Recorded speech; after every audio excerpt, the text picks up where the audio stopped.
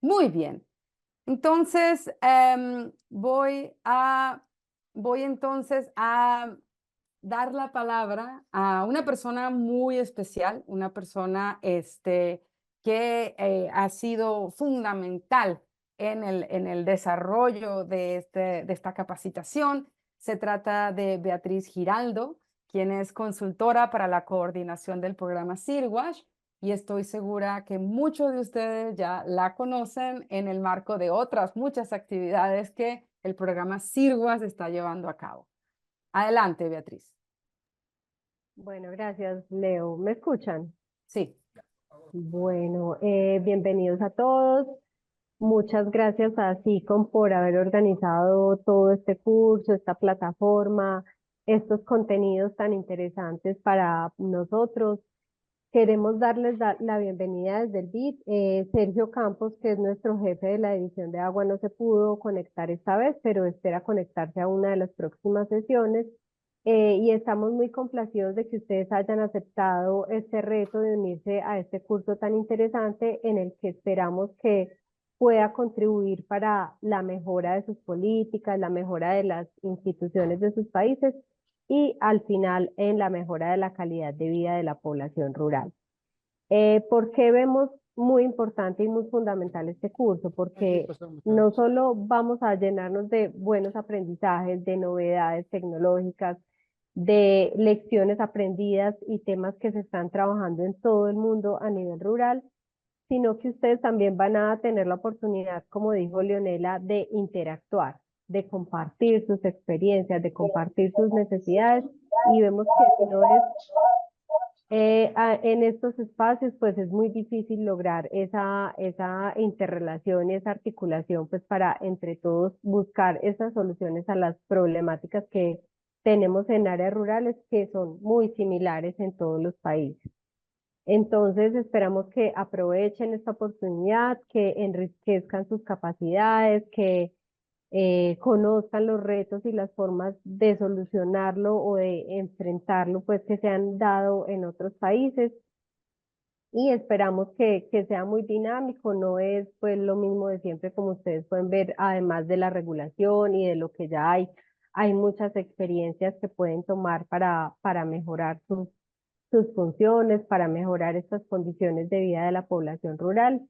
Y estamos acá pues a la expectativa de cualquier cosa que necesiten y que ojalá pues tengan una muy buena experiencia en este curso. Muchas gracias a todos.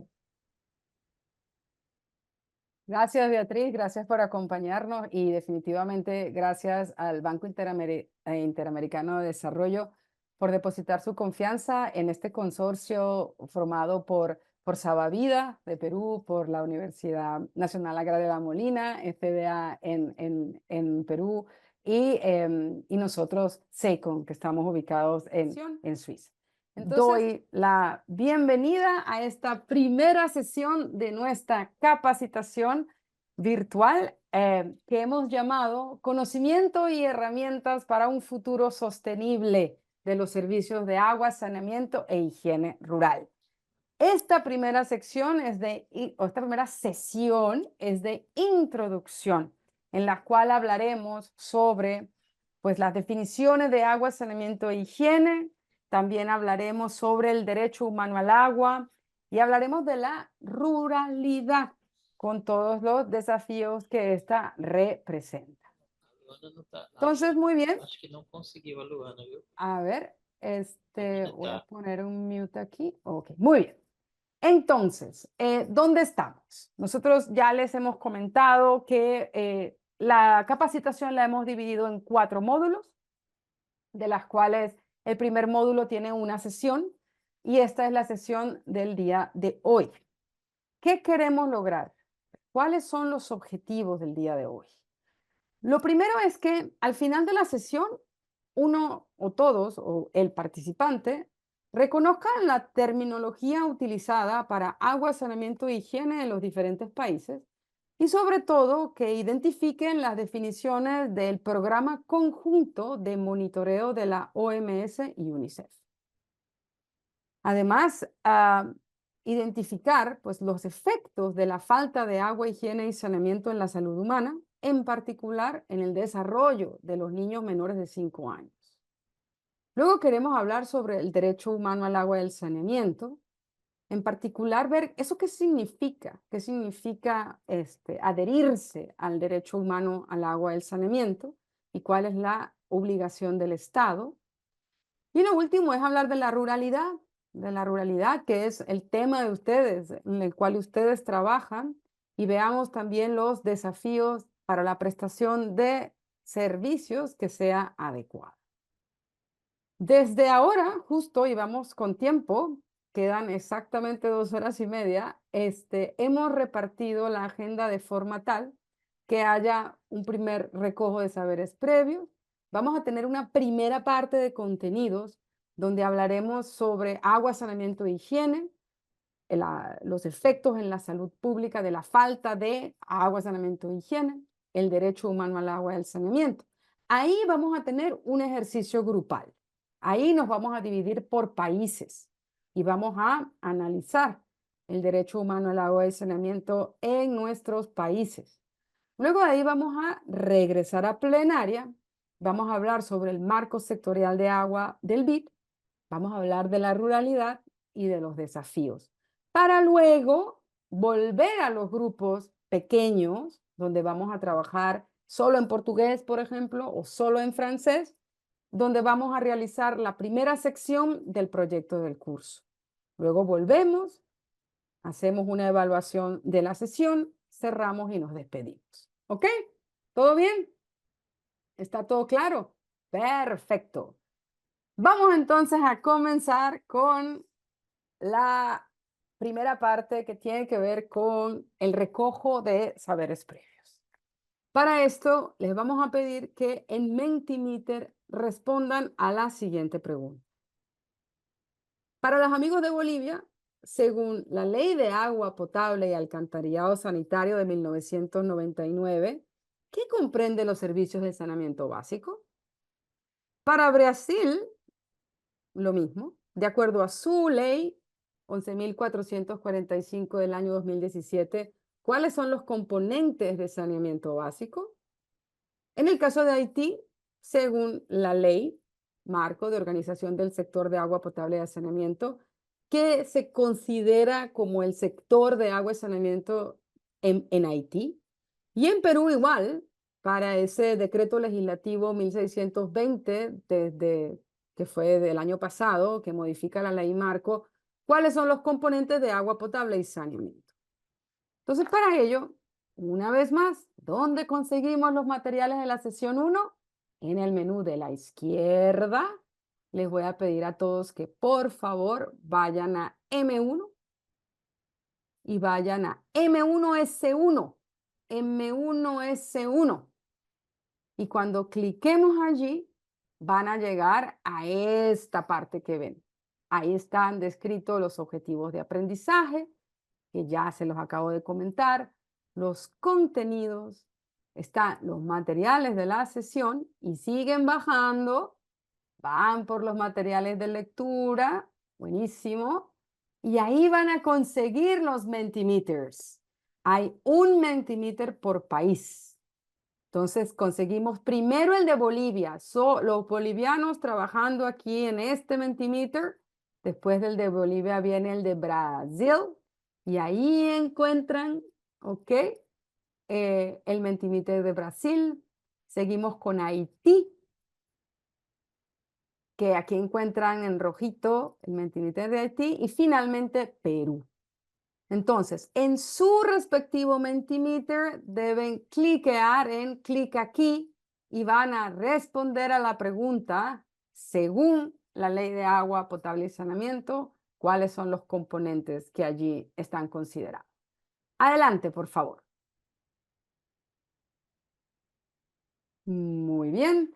Vamos a ver las contribuciones entonces, ¿no? En el caso de Bolivia, según la Ley de Agua Potable y Alcantarillado, ¿qué comprende los servicios de saneamiento básico? Fíjense que dicen los compañeros, la mayoría, excelente, ajá, es agua potable, alcantarillado sanitario, disposición de excreta, residuos sólidos y drenaje pluvial. A ver, wow.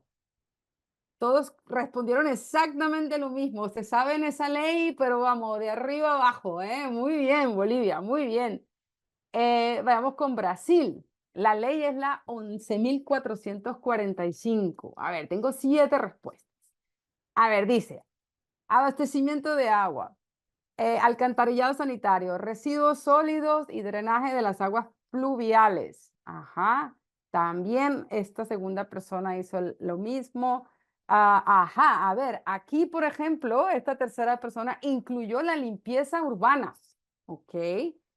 Esta persona incluye hasta las aguas pluviales, el manejo de residuos sólidos. Ajá, muy bien. Vamos a ver entonces, aquí veo que hay una persona que incluyó la limpieza urbana. Vamos a ver qué nos dice la ley, pero estamos viendo que se parece, digamos, incluye ciertos elementos, ¿no? Como en Bolivia, como es la gestión de las aguas de escorrentías, las aguas pluviales y los residuos sólidos. Veamos en el caso de Haití, no tenemos ninguna respuesta. Y en el caso de Perú, tenemos que se trata de la provisión de agua, eliminación de excreta y tratamiento de agua residual. El servicio de agua, disposición de excreta, alcantarillado y tratamiento. ¿Ok? Ajá, muy bien. Aquí tenemos, por ejemplo, una persona que habla de la captación y línea de conducción. Interesante. O hay otra persona que menciona el agua potable y el saneamiento, que comprende tanto los sistemas de alcantarillado como el saneamiento básico. Muy bien, pues gracias a todos por su contribución y vamos a ver entonces lo que dice la norma. Entonces, según la norma, nosotros tenemos que en Bolivia, aquí tienen la ley. En efecto, tal cual como lo dijeron nuestros compañeros, se trata de agua potable, alcantarillado sanitario, disposición sanitaria de excretas, como una cosa, digamos, separada, residuos sólidos y drenaje pluvial. Ok, vamos a ver en el caso del Brasil. Muy bien para el participante que incluyó la limpieza urbana. Muy bien, que fue uno solo. Felicitaciones. Abastecimiento de agua potable, alcantarillado sanitario, limpieza urbana, manejo de los residuos sólidos y drenaje pluvial. Ya vemos cómo en Brasil consideran a un componente adicional que en Bolivia, ¿cierto? En el caso de Haití, pues esta ley marco para la organización del sector del agua potable y saneamiento considera solamente el suministro de agua destinado al consumo humano, las aguas residuales y la gestión discreta. Y de hecho, en su artículo, aquí, si se puede ver, totalmente excluyen, ¿no? Excluyen las aguas pluviales y los residuos sólidos. O sea, que comparado con Brasil y Bolivia, pues lo que es saneamiento en Haití es mucho más,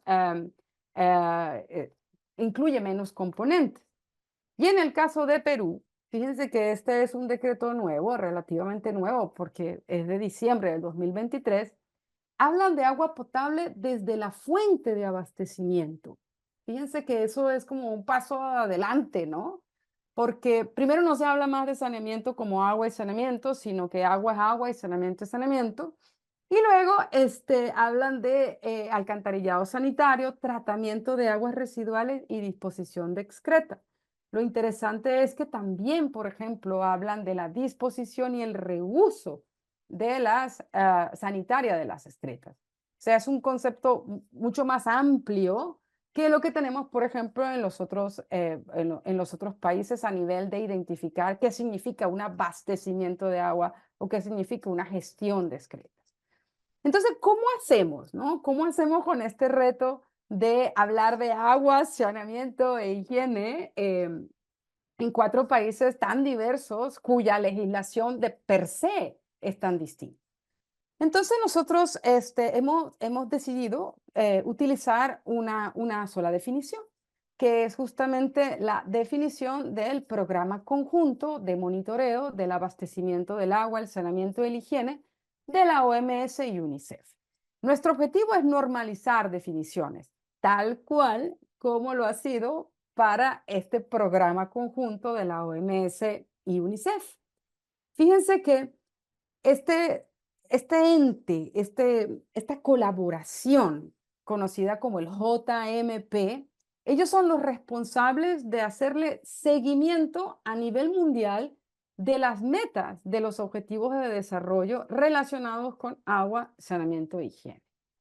¿Ok? Entonces, ellos al ser los responsables de monitorear, básicamente han tenido que definir qué significa la provisión de agua, los servicios de saneamiento e higiene, para poder medir ese progreso y poder, digamos, comparar y producir esas estimaciones internacionales que sean comparables entre los países, ¿no? De lo contrario, es muy difícil. Ya vimos cómo solamente somos 4 países y cada uno tiene su definición muy particular. Entonces ellos han normalizado qué significa cada uno de estos 3 elementos, que es agua, que es saneamiento y que es higiene, y eso nos permite ver tanto hacer el seguimiento como obtener estas estimaciones comparables. Lo interesante del JMP y algo que la verdad nos sirve muchísimo a quienes estamos en este sector es que ellos utilizan estas escaleras de servicio para hacer ese análisis referencial. ¿Ok? Básicamente son escaleras, ¿no? Que se basan en la clasificación del tipo de instalación, de diferentes criterios que tienen que ver con el nivel de servicio proporcionado a los hogares. ¿Ok? Entonces, seguramente muchos de ustedes están súper familiarizados con las definiciones del JMP, pero vamos a revisarlas una vez más. Entonces, vamos a empezar con la escalera de servicio, ¿ok? De el abastecimiento de agua. Fíjense que de acuerdo a esta escalera que propone el JMP, lo peor de todo es consumir agua de superficie. O sea, que provenga de ríos, de represas, de lagos, de estanques, de arroyos, de canales o canales de río. Eso es básicamente totalmente, digamos, ni siquiera tiene una clasificación como tal. Por encima viene lo llamado el nivel de servicio no mejorado, que es agua para consumo proveniente de un pozo excavado no protegido o de un manantial no protegido.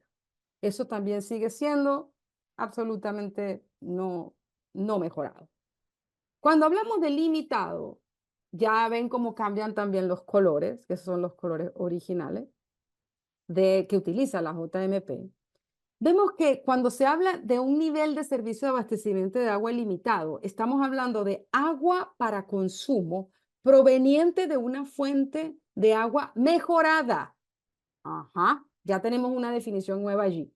Agua, o sea, fuente de agua mejorada.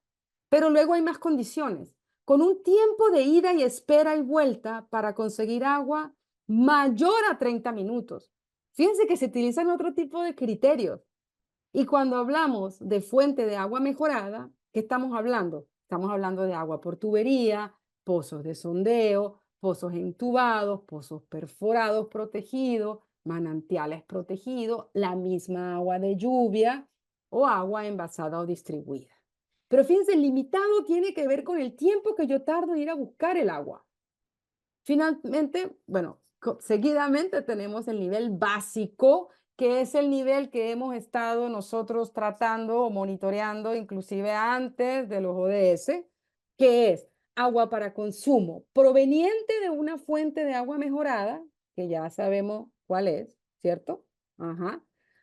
Cuyo tiempo de ida, espera y vuelta para conseguir el agua no sea mayor de 30 minutos.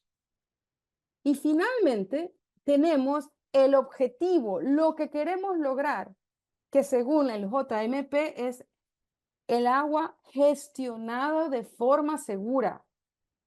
Y aquí, por primera vez, aparecen elementos que antes no aparecían.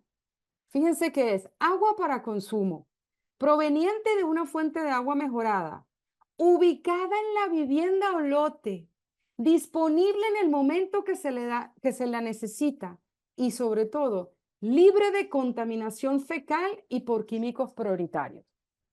Esto quiere decir que cuando nosotros hablamos de servicio básico, no se está considerando si tiene o no tiene contaminantes, o si tiene o no tiene está dentro de la casa o cercana. Así que es el objetivo de llegar a este gestionado de forma segura, que es está relacionado con el derecho a vivir y vivir bien, que ya Nancy les va a comentar cuando hablemos de el derecho humano al. Fíjense que el saneamiento es algo muy parecido. Y en este caso, ustedes se podrán imaginar que el peor de todos los escenarios a nivel de servicio, ¿qué será? Pues la defecación al aire libre, no tener instalación. Entonces uno tiene que buscar campos abiertos, bosques, cuerpos de aguas abiertos para poder ir al baño. Eso es lo peor. Y de hecho, pues hay mucho estigma con la defecación al aire libre. Luego el siguiente nivel se llama no mejorado. Y este es el uso de letrinas de fosa simple, sin losas. Están las letrinas colgantes y las letrinas de cubo, ¿no? O sea, no es defecación al aire libre porque uno está protegido, pero el riesgo es enorme. El riesgo de una letrina de fosa sin losa, todo lo que implica utilizar una de estas instalaciones. Luego seguimos al limitado. Limitado. Aquí ya se habla de uso de instalaciones mejoradas. Ajá, aparece mejorado. Vamos a ver qué significa eso. Son aquellas diseñadas para separar higiénicamente los excrementos del contacto humano. Incluyen, a ver, inodoro de descarga, el toilet de toda la vida, o vertido a una fosa séptica, a una letrina, las letrinas con losa y los inodoros de compostaje. Básicamente el limitado, o mejor dicho, la instalación de saneamiento mejorada se concentra en el momento en que yo voy al baño, que no tenga yo contacto con las heces y sus patógenos en el momento que voy yo al baño.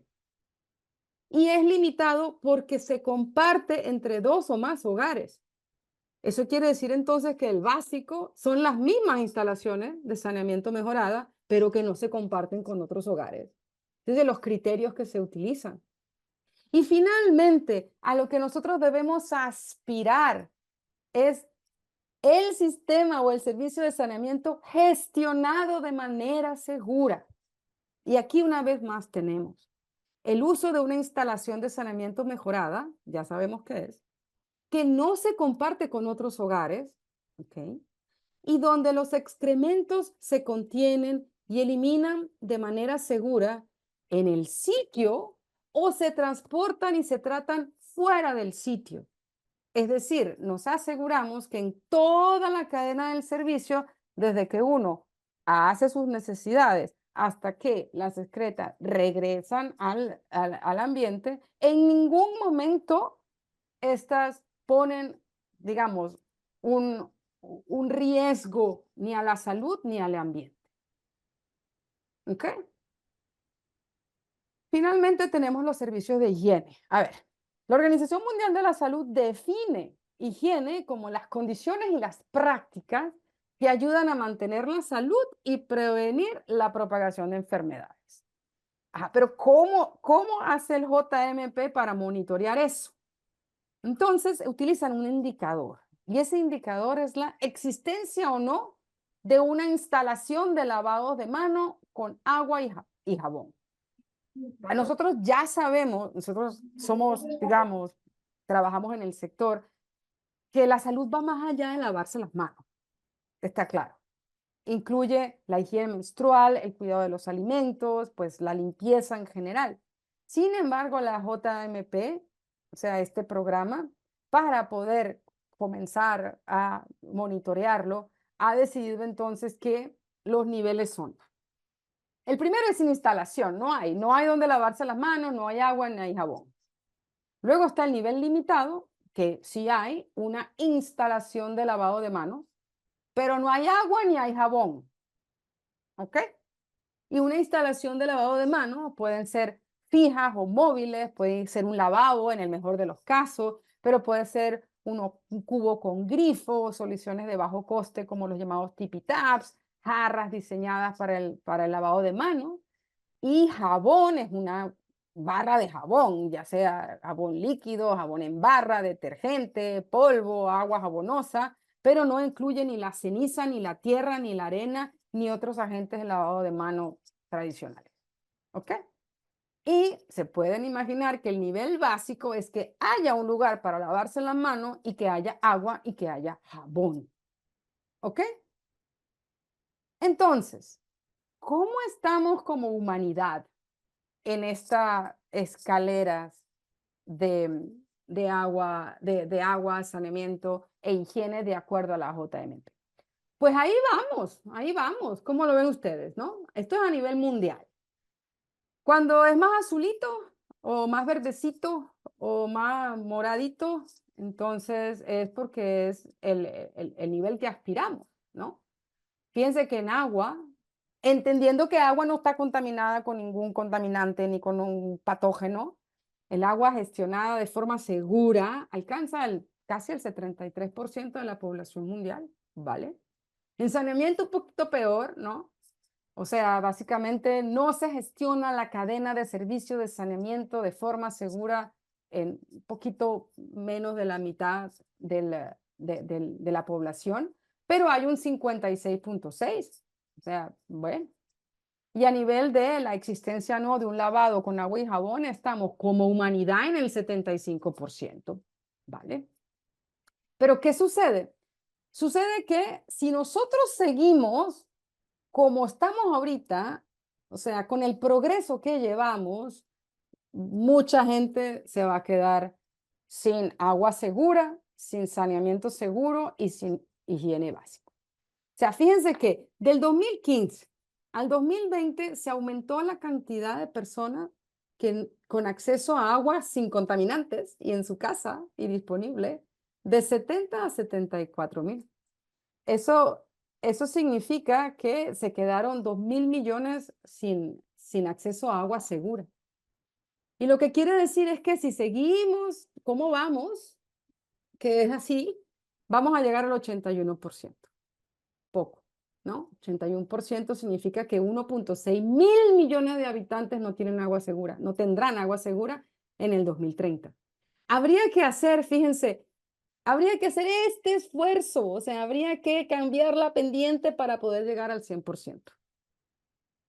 De igual manera, en el saneamiento, pues en el saneamiento se ha hecho un gran esfuerzo. O sea, para el año 2015, hace nada, el acceso a sistemas de saneamiento seguro era del 47 y en el 2020 ya era el 54. Igualito, por ejemplo, esto es algo clave, ¿no? Estamos diciendo que aproximadamente un 10% de la población eh, defecaba al aire libre y para 2020 solamente es el 6%.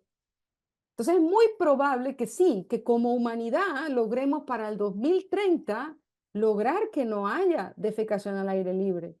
Pero de ahí a llegar a que todos tengamos acceso a saneamiento seguro y que nuestra caca no afecte aguas abajo porque no ha sido gestionada de forma segura, es muy difícil que se llegue. De igual manera, para higiene básico, vemos que ha habido pues, un aumento del 15 al 2020.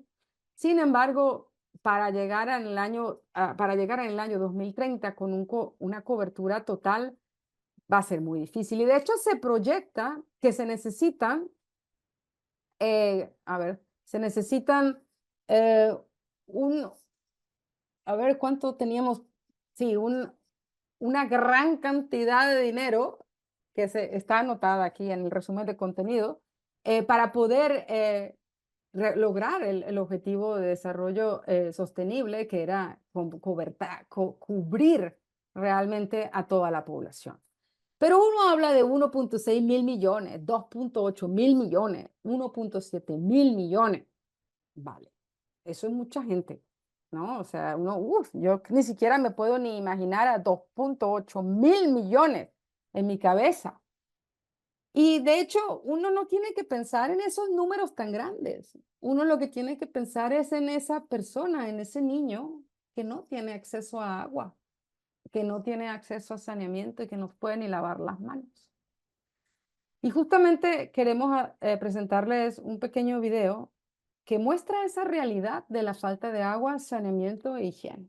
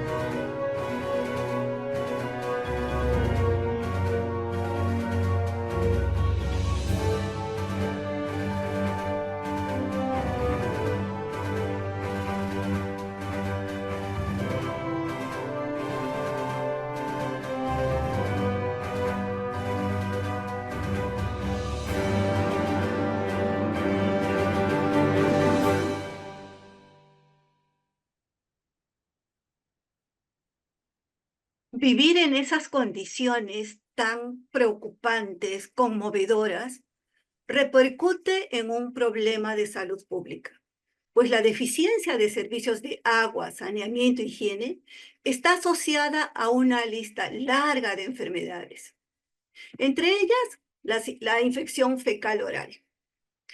Se propaga principalmente debido a la defecación al aire libre o instalaciones de saneamiento deficientes, el lavado de manos insuficiente después de haber hecho uso del baño, antes de manipular los alimentos.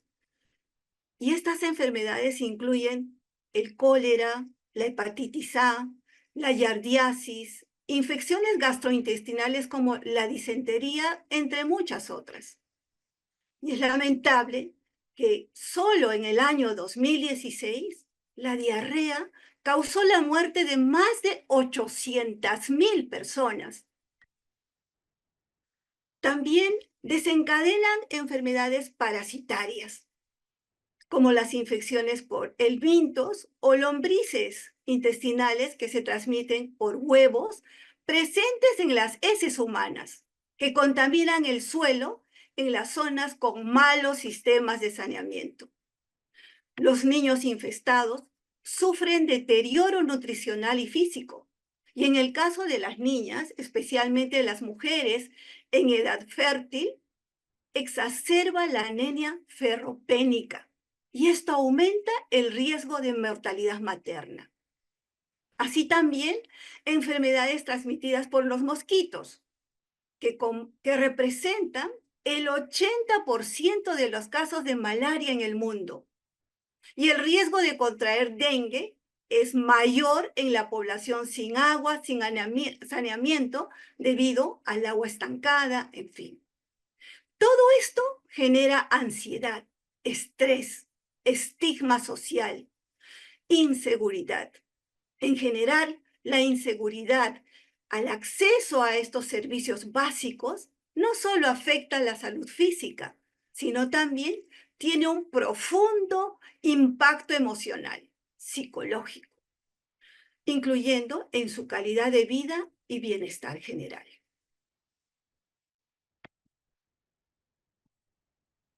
La siguiente. Lamentablemente, los más afectados son los niños, especialmente los niños menores de 5 años, debido a su vulnerabilidad fisiológica y dependencia de los adultos. Las enfermedades diarreicas ocupan el tercer lugar como causa de muerte en este grupo etario.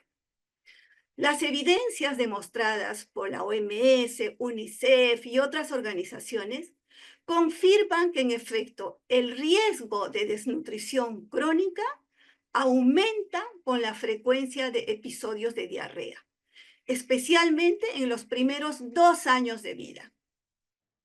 Esta relación se atribuye a la reducción de la absorción de nutrientes, el apetito reducido y el incremento en las demandas metabólicas debido a estas enfermedades.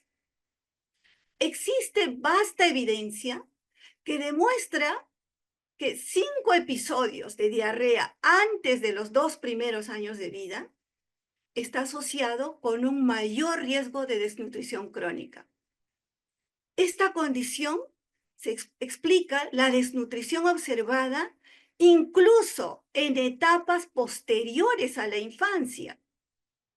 La razón de esta relación es que la diarrea recurrente afecta la capacidad del cuerpo para absorber nutrientes, lo que impacta negativamente en el crecimiento, en el desarrollo físico, cognitivo de los niños. Para un niño, sus primeros 5 años duran para toda su vida.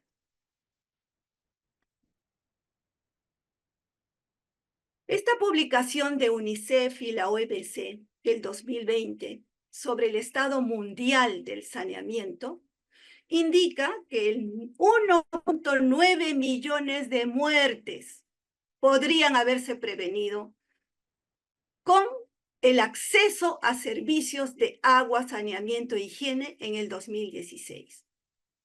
Esta cifra nos refleja el impacto crítico que tiene la provisión de servicios en la salud global, especialmente en la reducción de la mortalidad infantil y la prevención de enfermedades infecciosas. Como es sabido por todos quienes estamos compartiendo esta sala, el acceso a agua, saneamiento, higiene, no solo previene enfermedades, sino también promueve la dignidad, el bienestar humano, incluye la condición física, la ausencia de enfermedades, la estabilidad emocional, psicológica, involucra incluso la capacidad de interactuar, de mantener relaciones sociales positivas, ¿no? Acceder a los recursos necesarios para una vida digna. Por eso resulta precisa esta definición señalada en la Constitución de la OMS. En efecto, ¿qué es la salud? La salud es un estado de completo bienestar físico, mental y social, y no solamente la ausencia de enfermedad o invalidez. Estas condiciones colocan a estos servicios básicos, agua, saneamiento e higiene, como un elemento vital para el disfrute pleno. Pues la situación descrita no es un problema aislado, es parte de un ciclo que perpetúa las condiciones de una población. Las áreas rurales se caracterizan por una serie de factores interrelacionados. El círculo vicioso.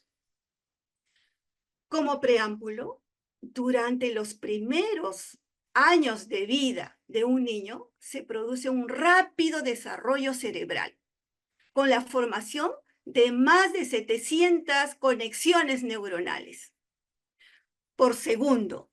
Si un niño sufre episodios de diarrea, este proceso crítico de desarrollo cerebral puede verse afectado. Y peor aún, de manera irreversible, limitando así sus capacidades cognitivas, de aprendizaje, de desarrollo en general. Como consecuencia, esto puede impactar negativamente en su rendimiento escolar, académico y desarrollo personal, lo que a largo plazo reduce sus oportunidades de desarrollo personal, profesional, en fin. Esta situación refuerza la pobreza estructural, creando un ciclo de limitaciones, de desigualdades. Un ejemplo de este círculo, de acuerdo a la OMS, nos demuestra que los costos económicos de no invertir en agua, saneamiento, en 135 países de ingreso bajo y 12 países de ingreso bajo o de ingreso mediano, equivalen entre 0.5 a 3.2% del PBI. Sin embargo, ante esta cadena de circunstancias negativas, se puede entrar a un círculo virtuoso con el acceso a servicios gestionados de forma segura. Se genera una cadena de efectos positivos que mejoran de manera integral la calidad de vida. Lo que reduce, por ejemplo, las personas y comunidades cuando acceden a estos servicios básicos, permite sentar las bases para un entorno más saludable. Aquí las familias tienen una mejor salud, lo que reduce las visitas al establecimiento de salud, los gastos médicos, el tiempo perdido en estas enfermedades. Los niños pueden concentrarse en sus estudios sin interrupciones por estas enfermedades, con mejores capacidades cognitivas, lo que mejora su rendimiento académico y les abre oportunidades educativas a su desarrollo. El acceso a instalaciones seguras, privadas de saneamiento, también fortalece su dignidad, su autoestima, especialmente en las niñas y mujeres, quienes son más afectadas por la falta de estos servicios. Con mejores condiciones de salud, educación, las personas pueden ser más productivas. Las comunidades pueden concentrarse más en el trabajo, la agricultura, emprendimientos locales u otras actividades económicas. La mejora en la productividad y las oportunidades laborales genera un aumento en los ingresos familiares, comunitarios, contribuyendo así al desarrollo económico local.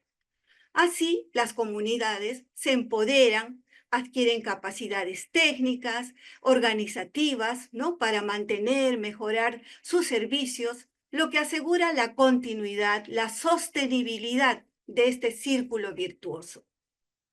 De acuerdo a un informe de la OMS, se estima que por cada dólar invertido en mejorar el acceso a servicios de agua y saneamiento, produce un retorno económico de $5.50.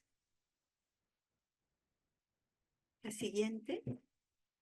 Este análisis nos demuestra la importancia vital del acceso a estos servicios básicos, que no es solo cuestión de infraestructura o de salud, sino un derecho humano fundamental, que ha sido aprobado como tal por la Asamblea General de las Naciones Unidas, un 28 de julio del 2010, impulsada precisamente por un país hermano que nos acompaña, Bolivia, junto con otras naciones.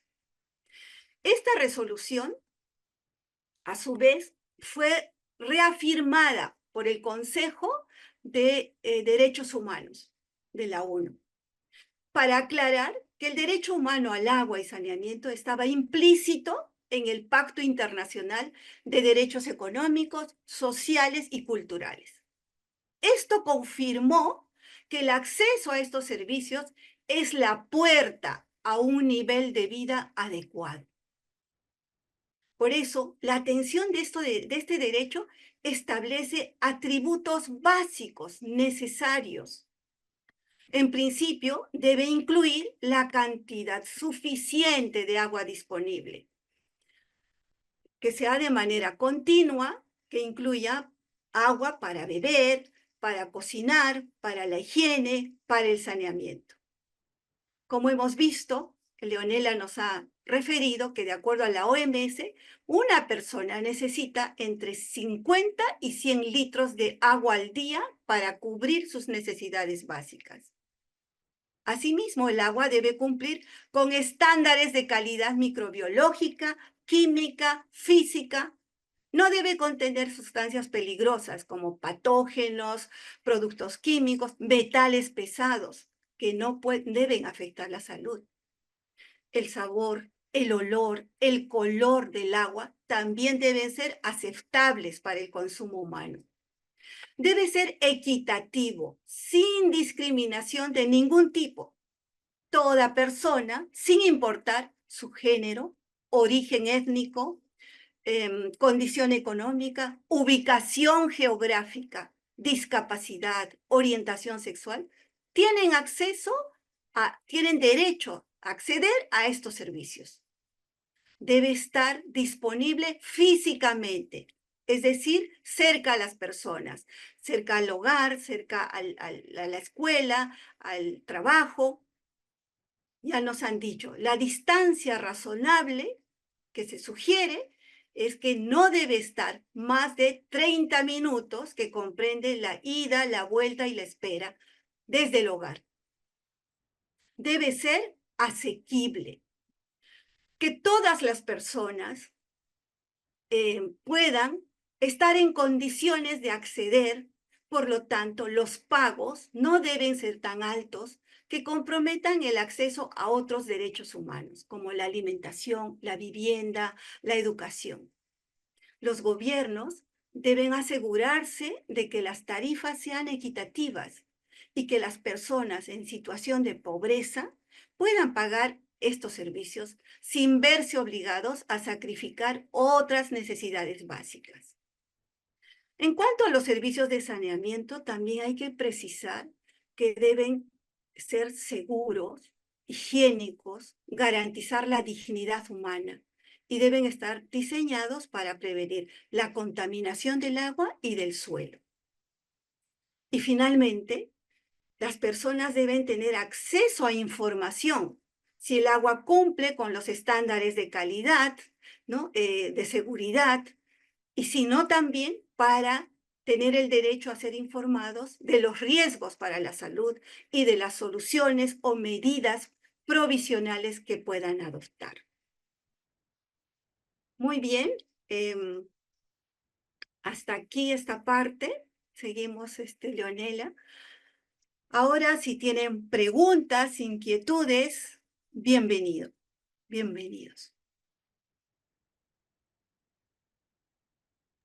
¿Alguna pregunta? Pues muy bien, proseguimos. Y ahora vamos a trabajos de grupo. Vamos a hacer trabajos en grupo, un grupo por país, y en ellos vamos a responder la siguiente pregunta a través del Mentimeter que acabamos de usar. Cada país va a tener un Mentimeter. En estos grupos vamos a responder cada uno cómo evalúa la implementación de los atributos, de los 7 que acabamos de señalar, del derecho humano al agua y saneamiento en su país, usando esta escala deficiente, insuficiente, adecuado o excelente. ¿Cómo lo perciben?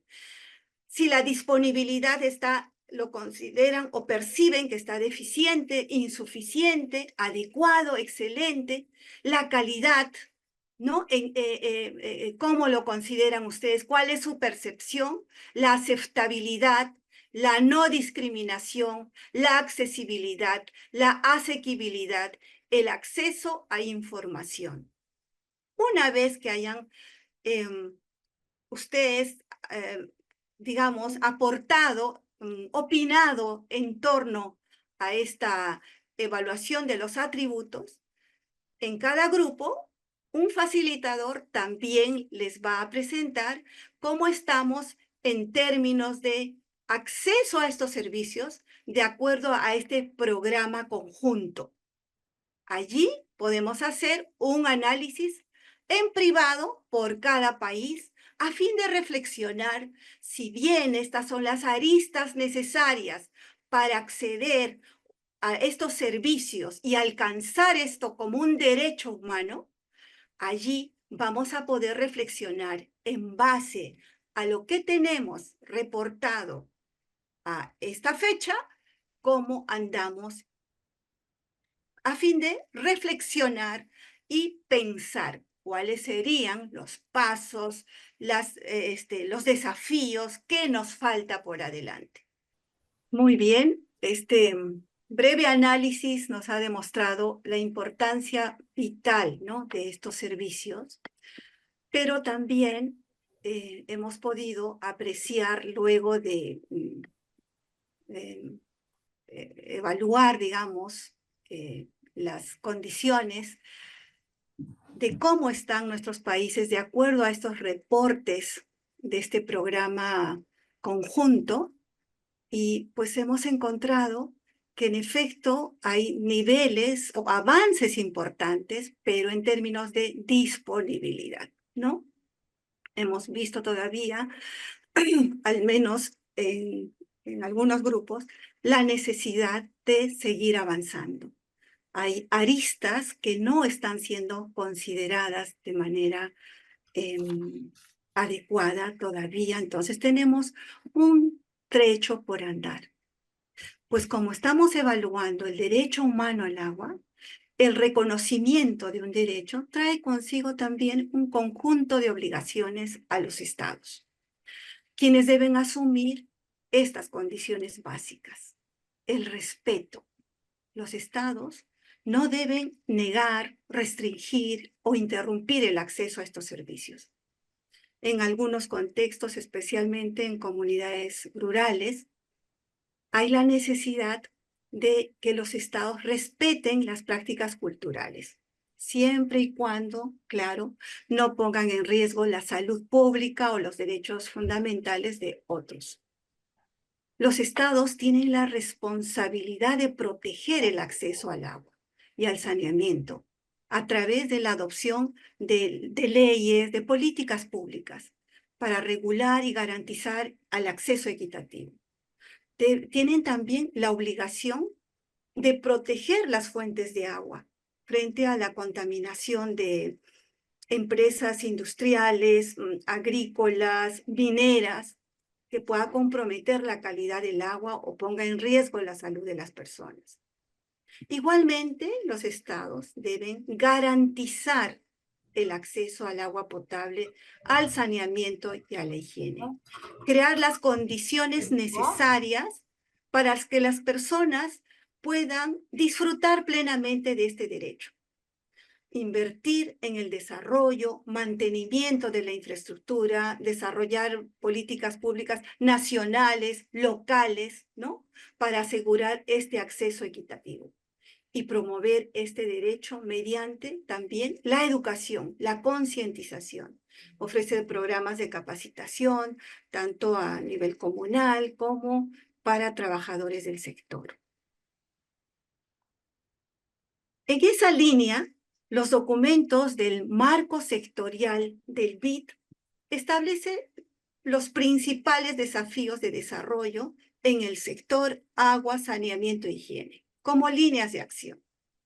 Entre ellas, el acceso universal, mediante la aplicación de enfoques integrales, con intervenciones en la vivienda, en las escuelas, en los centros de salud, y no solo orientado a ampliar el acceso, sino también a mejorar la calidad, la continuidad y garantizar que los beneficios se mantengan en el tiempo, es decir, que sean sostenibles. América Latina y el Caribe debe preservar el agua con un enfoque de gestión de riesgos y la mejora de la calidad, impulsando intervenciones innovadoras, por ejemplo, que apoye la infraestructura verde como la reforestación, la conservación de bosques, promover prácticas agrícolas sostenibles, entre otras. También mejorar los marcos financieros y de gobernanza, incluyendo incentivos de eficiencia o fomentar el empleo con equidad de género y desarrollo productivo, dado que este sector se presta para eso. Por ejemplo, empresas que presten servicios para la operación y mantenimiento de la infraestructura, mantenimiento de instalaciones, servicios, construcción para conexiones domiciliarias, etc. Involucrar a las instituciones académicas para mejorar los programas de educación y capacitación. Mejorar la gestión para garantizar la prestación de servicios eficientes, sostenible y promover la participación del sector privado.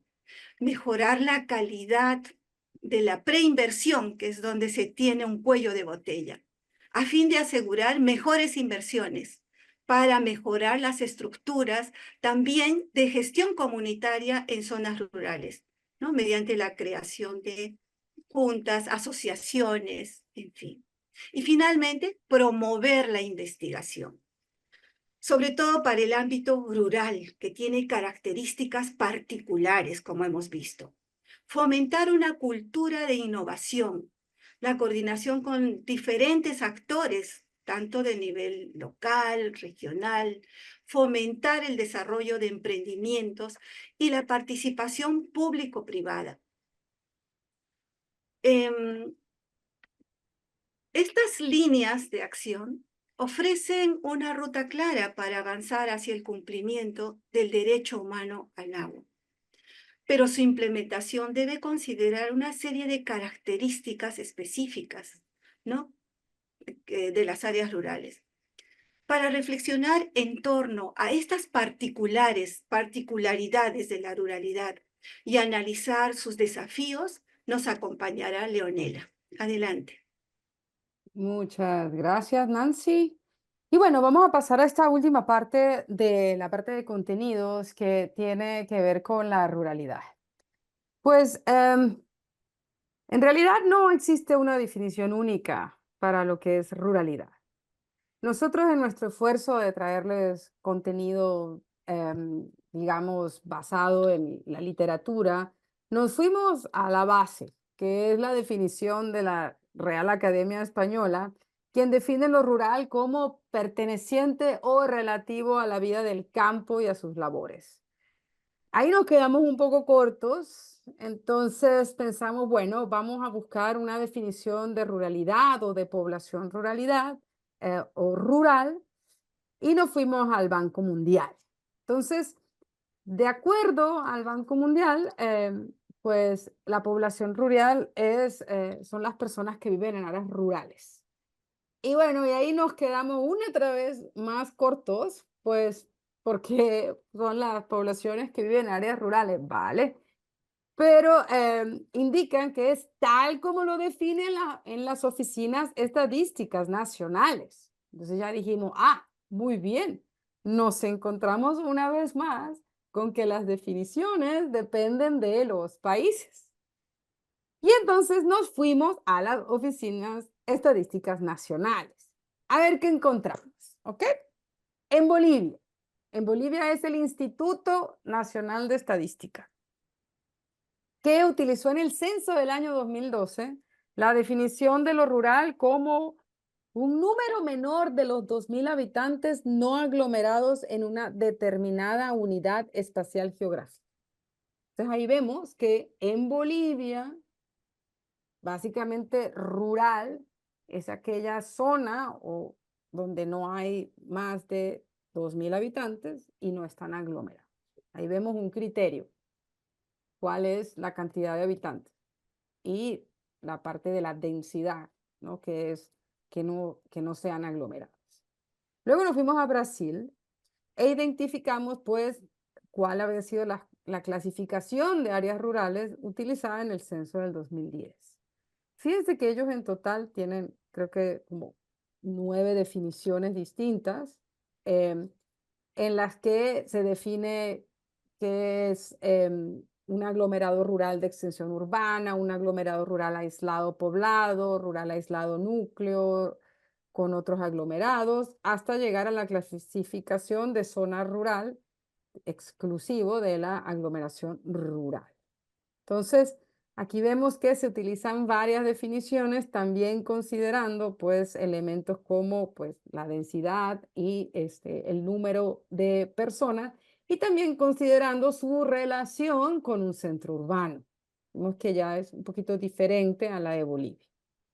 En el caso de Haití, pues no encontramos una definición en el Instituto Haitiano de Estadística y de Información. Sin embargo, encontramos una publicación del CEPAL donde se listaba todas las definiciones de población rural en América Latina utilizados en los censos. Entonces aquí es muy interesante porque fíjense que se define a la población urbana, que es la que vive en ciudades y en zonas administrativas, digamos, de importancia, con aglomeraciones de cierta importancia y que se encuentre en ciudades, ¿no? Y aunque ésta tenga solamente algunas centenas de habitantes. Se define lo que es la población urbana, pero luego a la población rural se le define como aquella que no es urbana. Entonces, esta es como una definición dicotómica, ¿no? Es aquello que no es lo otro. Y no nos debe sorprender, realmente son muchos los países que utilizan esta definición, no solamente Haití. Entonces, fíjense que allí inclusive es mucho más difícil definir qué es lo urbano, qué es lo rural, porque corresponde a aquello que no es urbano. Y finalmente tenemos la definición del Instituto Nacional de Estadística e Información de Perú, que tiene estos dos criterios. El primero define al área rural, a este territorio que tiene menos de 100 casas agrupadas contiguamente, con menos de 500 habitantes, o que sean los centros poblados capitales del distrito, aun cuando no reúnan la condición anterior. Entonces son esas áreas que tienen menos de 100 casas, con menos de 500 habitantes de forma contigua, Y el segundo de los criterios es que las áreas rurales son centros poblados con menos de 2.000 habitantes. Entonces utilizan la misma característica en Bolivia, ¿no? Que hablan de una cantidad tope o máxima de habitantes. Y importante es que dicen que no se encuentran agrupadas en forma contigua, formando manzanas ni calles. Entonces, como podemos observar, en los 4 países existe esta tendencia, ya sea de describir a, a lo rural como aquello que no es urbano, esa definición dicotómica o dual, o en función del número de población o casas, o en función de su relación con el área urbana. Entonces, este, es muy normal, y digamos que es un resultado esperado, estas definiciones que utilizan los institutos de estadística, no solamente en estos 4 países ni en América Latina, en el mundo entero, porque es básicamente el resultado de la concepción que tenemos o que teníamos de la ruralidad conocida como esta ruralidad tradicional. Entonces, yo creo que todos lo entendemos y nos sentimos identificados, ¿no? Hasta finales de los años 90, pues en América Latina y el Caribe, lo rural era un remanente del urbano, ¿no? Aquello que no era urbano. Y siempre, pues hay esta concepción, o había esta concepción peyorativa de lo rural, con esta creencia de que se trataba de modos de vida arraigados a la tierra, formas de vida atrasadas y obsoletas, ¿no? Y es que justamente esa ruralidad tradicional que caracterizó pues a nuestra ruralidad hasta la década de los 80, entrando a los 90, pues había sí un predominio de la población rural sobre la urbana. Lo urbano era lo nuevo, lo aspiracional. Era una población rural donde había casi el 40% menor de 15 años, que era todavía joven.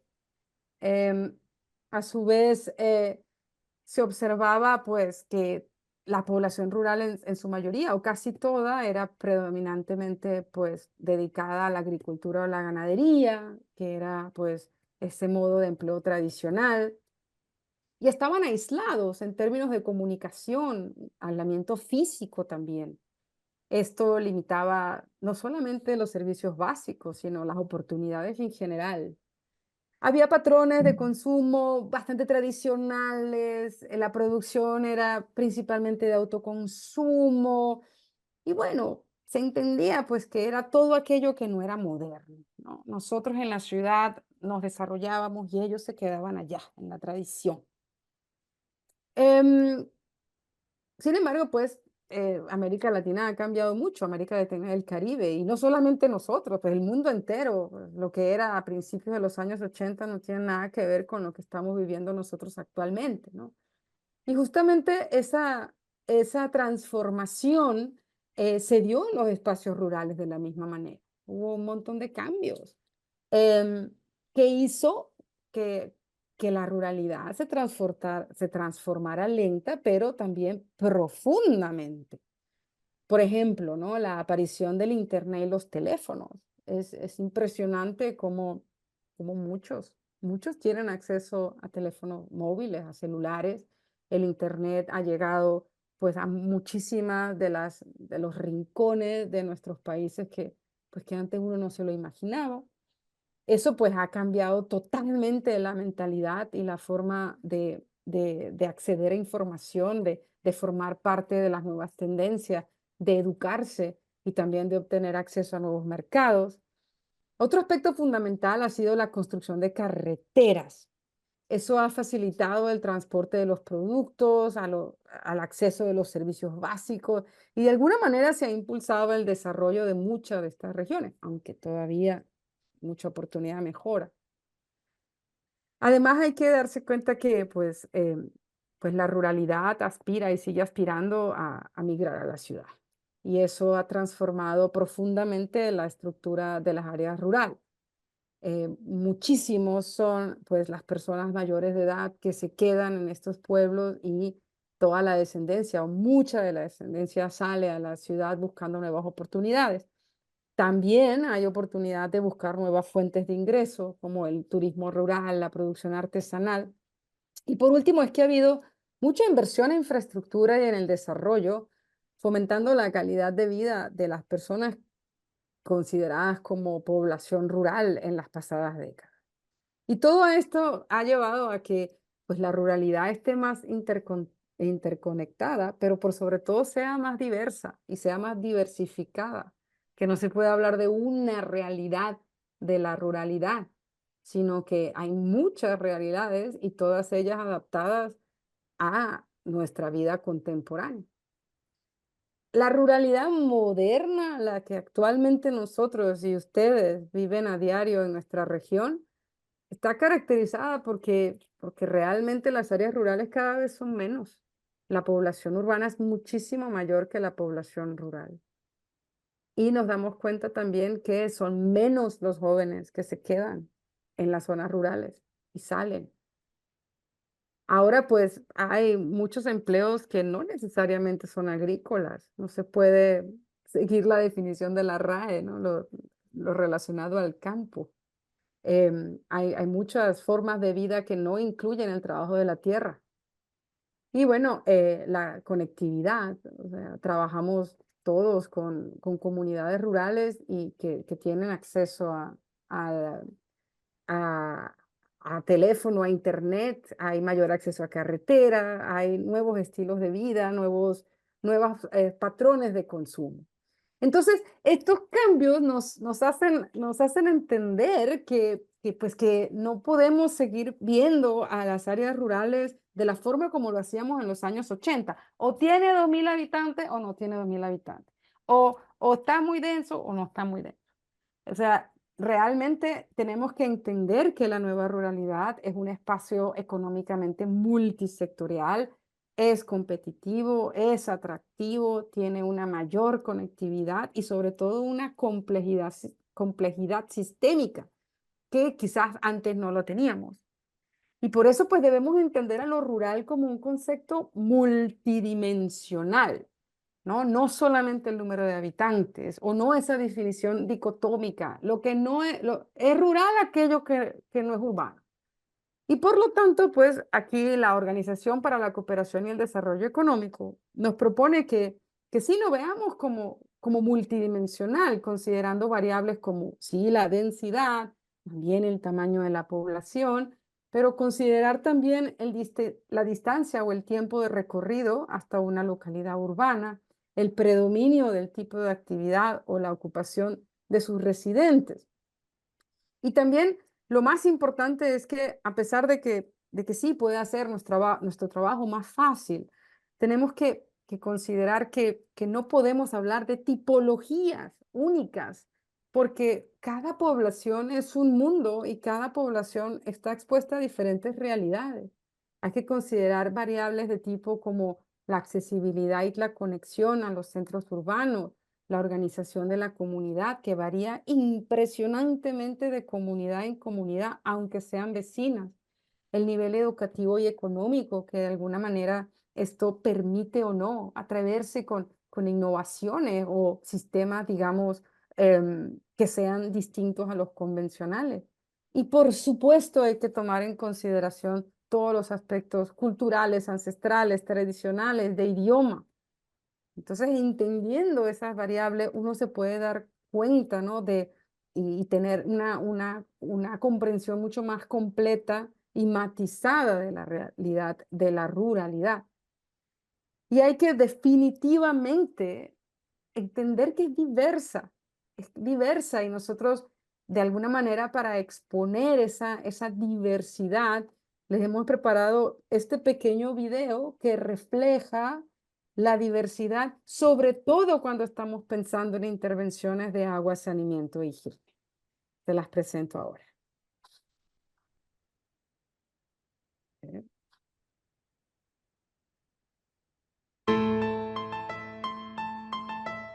La diversidad en la ruralidad. En el acceso al área de intervención. Puede ser caminando, Puede darse por carreteras asfaltadas, por carreteras de tierra, por ríos, por calles estrechas, por lagos, por montañas, por la sierra y por otras vías de acceso.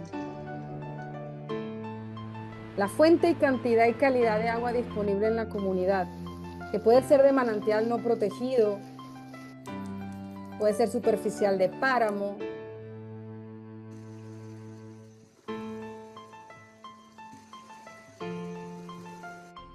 superficial de lago, de río, pueden ser riachuelos, pueden ser quebradas, de pozo, de manantiales no protegidos,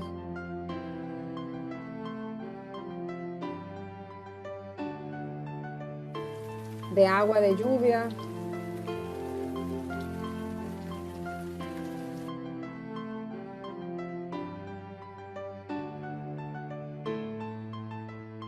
la densidad poblacional y las características de la localidad.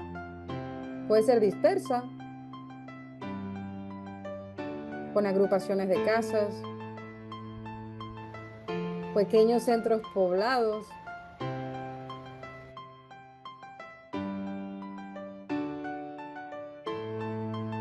aglomeraciones de casas sin estabilidad estructural, algunas ubicadas en cuerpos de agua,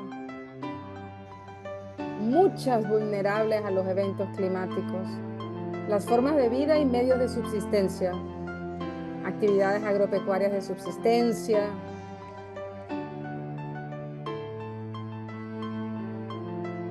actividades agropecuarias comerciales, con comercios y servicios,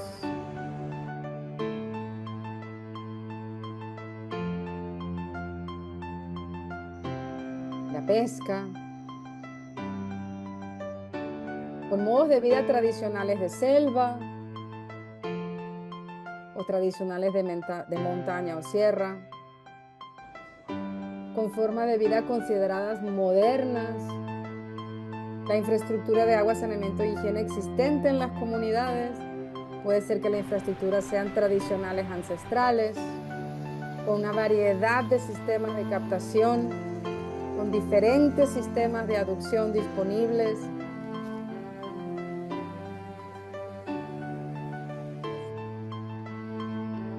Con transporte de agua usando bestias como mulas, con tanques de almacenamiento en diferentes condiciones, con algunas plantas de potabilización,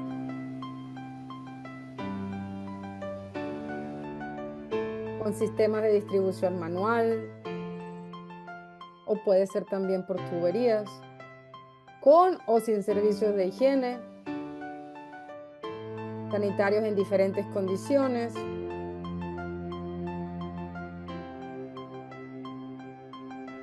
hasta algunas plantas de tratamiento de aguas residuales. Capacidad de organización de la comunidad y presencia y apoyo de las autoridades. Puede ser que tengan motivación para reunirse, para aportar mano de obra o no. Puede ser que tengan capacidad de asociarse voluntariamente para prestar servicio, puede que esté presente la autoridad local o no. Que tengan apoyo técnico y capacitación de las autoridades, que tengan cercanía con el alcalde y otros tomadores de decisión o no. Hay una gran diversidad en la ruralidad de América Latina y el Caribe. Y justamente pues esa diversidad, eso hace de cada intervención un mundo, ¿no? Y esto pues evidentemente se ve, digamos, exacerbado con la gran cantidad de desafíos que hay en la universalización del acceso en agua y saneamiento, ¿no? Estos desafíos, pues obviamente, ¿no?, hacen complicado el progreso y la implementación efectiva de los servicios para el bienestar de esas comunidades. Nosotros hemos identificado estos, pero bueno, ustedes pues todos trabajan en el sector de agua y saneamiento e higiene rural y pues los conocen. Conocen, por ejemplo, que uno de los principales obstáculos es la falta de prioridad política. A menudo, pues, el saneamiento rural, pues, no recibe esa atención que merece si lo comparamos con el saneamiento urbano, que estábamos hablando ahorita en el grupo de Brasil. Esto obviamente se traduce en una asignación desigual de los recursos financieros y donde las áreas rurales que suelen ser más vulnerables y tienen más necesidades son las que reciben menos apoyo si las comparamos con las urbanas. También, pues, hay en muchos casos políticas inadecuadas que también juegan un papel fundamental, pues, porque evidentemente las políticas están asociadas a mecanismos e instrumentos financieros para acceder a fondos que atienden a las áreas rurales. Pero estos mecanismos puede ser que sean muy complicados para los gobiernos locales, especialmente aquellos más débiles y empobrecidos. Además vimos, ¿no? La infraestructura deficiente con la que se parte, ¿no? Se parte que en muchos casos la infraestructura de agua y saneamiento que ya existe pues es limitada o sencillamente la infraestructura en general en términos de carretera, en términos de acceso a energía, es limitada y lo que complica aún más la instalación de nuevos servicios. Evidentemente, uno de los grandes desafíos que tiene las áreas rurales es la dispersión de las comunidades, ¿no? Evidentemente, ¿no? Si el costo-beneficio, ¿no? Si yo tengo la posibilidad de instalar soluciones colectivas de saneamiento, pues ahorro, ¿no? Pues tengo más efecto en la inversión y instalar unidades familiares en zonas tan dispersas, pues es costoso, es poco rentable. Y por eso, evidentemente, recibe más atención lo urbano. Si a esto le sumamos la heterogeneidad de las comunidades en términos de necesidades, condiciones, complica pues la creación de políticas o programas que se adapten a cada uno de esos contextos en particular. Y eso pues lo sabemos. Por otro lado, pues son muchas las fuentes de agua que ya están contaminadas, que sufren de escasez y que pues muchas son las comunidades que se ven obligadas, y ahí vimos las fotos, ¿no? De tomar cualquier agua que allí se encuentre, no tratada, evidentemente, no mejorada, ni siquiera limitada, estamos hablando de agua superficial que aumenta el riesgo de enfermedades. Existe en su mayoría gran vulnerabilidad ante el cambio climático y los desastres naturales. O sea, acabamos de estar en Colombia y cada vez que hay lluvia se cae la boca toma de muchas de las organizaciones comunitarias que prestan servicio. Y hablando de organización comunitaria, esa atomización de los prestadores comunitarios hace muy difícil la coordinación de esfuerzos y los recursos. Y finalmente, pues evidentemente son las poblaciones rurales quizás las que están más necesitadas a nivel económico. Entonces se les exige que participen, ¿no? Que haya una participación comunitaria para proveerse servicios, pero a su vez ellos no tienen ni la capacidad ni el tiempo de participar. Entonces allí tenemos también otro de los grandes desafíos, ¿no? Pero bueno, no estamos aquí para darnos vueltas en los desafíos, sino simplemente para hacerles saber que reconocemos que no es fácil la tarea, y la verdad que les admiramos a todos por ser los responsables de llevar esta tarea adelante, que sabemos que no solo son estos desafíos, son muchos, y que la tarea realmente es titánica. Pero bueno, todos podemos contribuir y todos vamos trabajando y dando nuestro aporte para mejorar la situación. Sabemos que no va a ser de un día para otro, sino que vamos a paso lento, pero a paso seguro.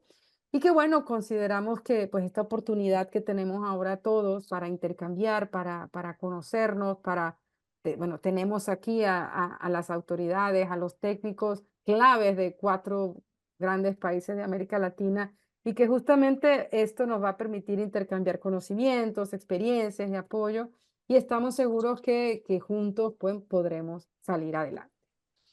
¿Tienen alguna pregunta o comentario al respecto? Porque si no, podemos pasar al proyecto de curso. proyecto de curso que tengo muchísimas ganas de presentárselos. Como ya le dijimos, 40% de la evaluación del curso va a consistir en este proyecto de curso. Ojo, es un proyecto grupal y consiste en un documento, o sea, consiste en la entrega de un documento de hasta 12 páginas en Word y un documento en PowerPoint de hasta 8 láminas. Representa el 40% de la evaluación general y como ya les había comentado antes, cuenta con 3 secciones. La primera sección es de argumentación y la vamos a hacer hoy. Es el 10%. La segunda sección es de la valoración de la gobernanza y la haremos el próximo viernes. La última parte, la sección 3, es la formulación de una estrategia operativa y eso lo haremos a mediados de octubre. Entonces, este material se va a preparar en grupo hasta el 22 de octubre y allí van a tener que subir el proyecto a sus grupos privados de sus salones en la plataforma. Lo interesante es que el miércoles 23 de octubre vamos a tener un foro de intercambio bien simpático que vamos a organizar, en el cual todos ustedes tendrán la oportunidad no solo de exponer, sino de escuchar a sus compañeros. Y todos vamos a tener oportunidad de evaluarnos. Así que va a ser una evaluación en pares. Ya les había mencionado la vez pasada que íbamos a trabajar en 2 grupos de trabajo por país. Y aquí tienen a los miembros que hemos ubicado de forma aleatoria en sus respectivos grupos. Entonces, sí quisiera mostrarles dónde está la información del proyecto. Fíjense que aquí en su menú de la izquierda encontrarán la palabra en inglés project, pero inmediatamente luego, al abrir el acordeón, aparece proyecto, projet y proyecto. Aquí ven que en los 3 idiomas tenemos la misma información. En el caso del castellano, vemos que aquí podemos descargar la guía de trabajo donde están las instrucciones. A ver, la guía de trabajo donde están las instrucciones del proyecto. Yo los invito a que lo bajen, lo guarden y lo tengan. Fíjense que me lo acabo de descargar. Y aquí está la información de cada una de las secciones. Hoy solo vamos a trabajar con argumentación. De la misma manera, tienen aquí la plantilla en Word donde yo les recomiendo que trabajen solamente con una, que sea uno de los participantes que lo guarde. Y aquí es donde van a preparar la actividad de hoy. En el mismo documento encuentran la actividad del viernes y en el mismo documento encuentran la actividad de la sesión 6. Entonces, aquí también tienen para descargar la plantilla del curso en PPT, que es la que vamos a ir trabajando, cada uno en su idioma, para, está en francés la de castellano, Luis, para que por favor coloques la correcta. Y aquí vamos a ver que tenemos una plantilla que debería estar en español y ahorita va a estar, ya se las monta Luis, en el cual vamos a ir preparando en el día de hoy solo la parte de argumentación. ¿Ok? Entonces, ¿en qué consiste esa actividad de argumentación que vamos a hacer el día de hoy? Nos vamos a dividir en los 8 grupos de trabajo. Estos son los 8 grupos de trabajo. ¿Ok? Entonces, vamos a ir en privado. Ya no tenemos desgraciadamente los 60 minutos. Tenemos un poquitico menos, como 50. Y aquí vamos a trabajar entonces con esta situación hipotética. En sus grupos, ustedes se van a imaginar que ustedes son parte del equipo asesor del programa de agua, saneamiento e higiene rural de su país. Y ahí deben elaborar los argumentos para que el ministro sustente, apruebe la ampliación presupuestal de su cartera de inversiones para el próximo año fiscal. ¿Ok? Entonces ustedes básicamente tienen que hacer un argumento. ¿Por qué, señor ministro, debemos pasar de esta cantidad presupuestaria a una mayor? Porque basado en los contenidos del día de hoy y evidentemente de los conocimientos que ustedes ya tienen. Lo que queremos es que la finalidad es conseguir que el señor ministro amplíe el presupuesto de la cartera para el año 2025. Convencerlo. Lo que se espera es, como ya dijimos, la presentación de PowerPoint hasta 2 láminas. Ahorita seguramente Luis nos está haciendo ya montándonos la plantilla en el idioma correcto. Vamos a ver aquí, por ejemplo, la del francés. La del francés está montada en francés, muy bien. Y la del portugués, veamos si en portugués estamos montada en su idioma correcto. Cualquier cosa nos avisan.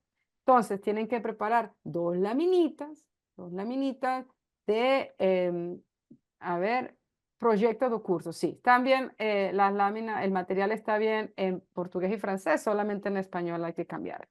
Entonces, estábamos diciendo que hay que preparar hasta 2 láminas, una página de argumentación redactada y esto hay que entregarlo el martes 22 de octubre.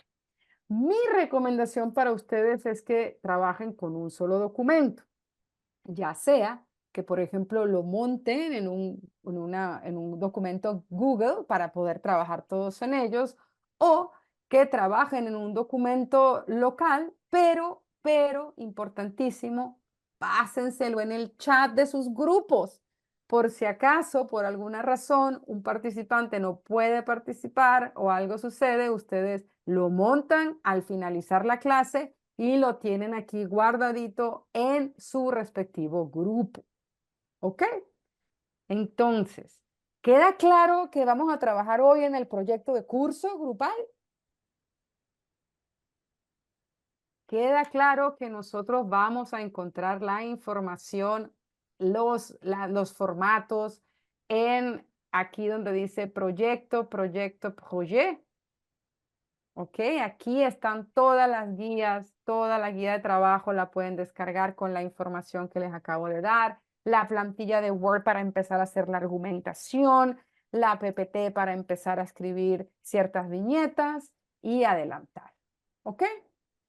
Entonces ahora, si no hay más preguntas, vamos a aprovechar el tiempo. Vamos a ver cómo nos va en nuestro primer trabajo en grupo y quiero pedir a mi amigo Luis que por favor nos envíe a los grupos de trabajo 2 grupos por conversaciones muy animadas. Ya tenemos una primera versión y algo muy importante que es válido para todos es que habrá una persona con el documento en Word, ¿correcto? Así que intenten ir a sus grupos, por ejemplo, al grupo IT 2, ¿no? Busquen su grupo y ahí van a ver que tienen la oportunidad de subir el documento, se van aquí a documentos o también se pueden ir a chat y en documentos pueden cargar el archivo para no perderlo, porque allí vamos a ir trabajándolo en todas las sesiones, así que todos pueden tener acceso a ellos. ¿Ok? Entonces tengan esa particularidad de guardarlo, también lo pueden compartir en sus grupos de WhatsApp, porque como saben, el formato tiene tanto la sección 1 como la sección 2 y la sección 3. Así que es un documento viviente, él va avanzando, vamos mejorándolo y recuerden que cada sección tiene un total de 10 puntos de 100, así que solo el documento son 10 puntos y luego la presentación, la defensa que vamos a hacer en la sesión 9 va a tener un valor de 10 puntos también. Entonces, muy bien. Nos encanta pues que hayan aprovechado ese tiempito que tuvimos, que no ha sido suficiente, pero tenemos tiempo. Recuerden que la entrega es hasta el martes 22 de octubre. ¿Y hay alguna pregunta hasta los momentos? Bueno, Creo que, Eu só bueno, queria registrar, Leonela, que não deu tempo de falar, eu estou me comprometendo em fazer a revisão, porque foi uma escrita muito rápida, e aí a gente suspende, disponibiliza o que conseguimos construir até agora. perfecto, perfecto. Sí, sabemos y estamos conscientes que el tiempo que tenemos durante la sesión no es suficiente. Sin embargo, ha sido una gran oportunidad para conocer al equipo, para empezar a trabajar juntos, para empezar a anotar algunas ideas y tendremos pues la oportunidad de seguirlo completando porque tenemos 1 mes y 2 días para acabar esta tarea. ¿Sí? Tenemos tiempito. Muy bien, entonces ya para cerrar, vamos a hacer un recuento. Hoy hablamos sobre las terminologías de agua, saneamiento e higiene. Sobre todo destacamos esas definiciones del programa conjunto de monitoreo de la OMS y UNICEF, el JMP. Nancy nos comentó sobre los efectos en la salud de la falta de los servicios y del derecho humano al agua. Y comenzamos a hablar de la ruralidad, sus desafíos para la universalización de los servicios. A ver. Bueno, excelente.